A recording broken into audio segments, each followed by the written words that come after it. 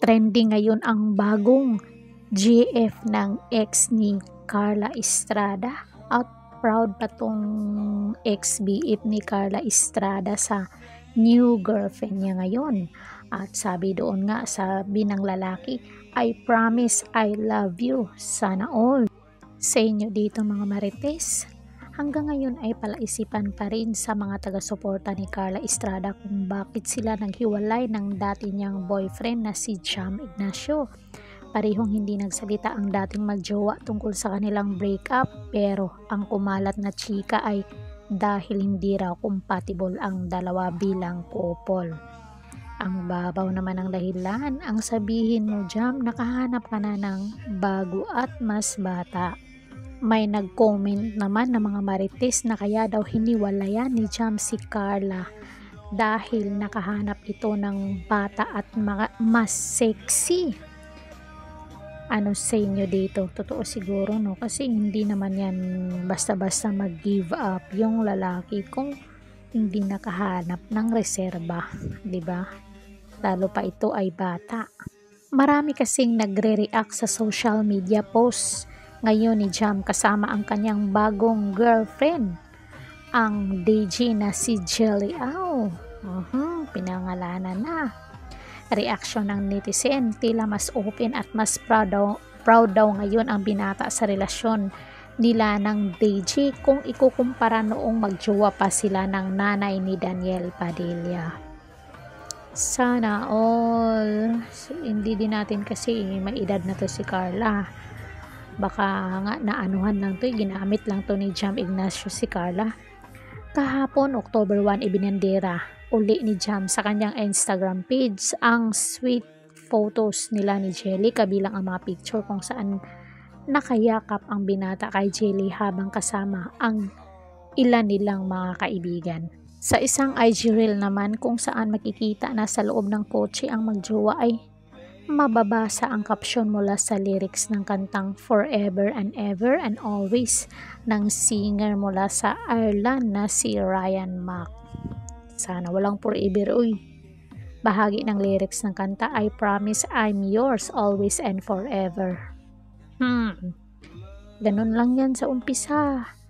Ganyan din siguro yung sinabi mo kay Carla. Through the good and the bad, for worse or for better, I wanna be with you for the rest of my days. I promise I love you. Last July 2024, nag-unfollow sa isa't isa sina Jam at Carla sa Instagram kasabay ang pagbura sa lahat ng photos nilang magkasama. Bakit kaya dapat kasi pag magjowa, hindi na ipopost yung mga para wala na hirap kasi magbura pag mag-break. Ay nako. Makalipas ang isang buwan ay nag-post na si Jam ng mga photos nila ng paniniwalang bago niyang jowa, wala siyang nilagay na caption dito. Matatanda ang sinabi ni Jam sa isang panayam noong 2020 na nakikita na raw niya ang sarili na kasama si Carla for the rest of his life. See? Ito talaga, babaero, walang pinipili ito. Bata at saka matanda, parang ginagamit lang nga niya siguro si Carla na maging girlfriend para sikat din siya, 'di ba? Sa nakikita ko dito, parang ginamit lang ni Jam Ignacio itong si Carla Estrada para sumabay sa kasikatan ng mama ni Daniel.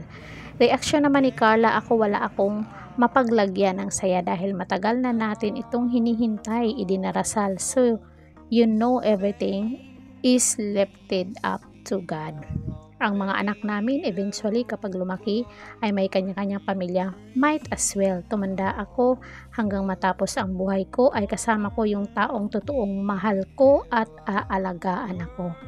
So yun lang ang dasal, na sana ito ang maging huli, ito ang huli. Itong taong ito, sabi pa ni Carla, ito yung noong magkarelasyon pa sila ni Jam.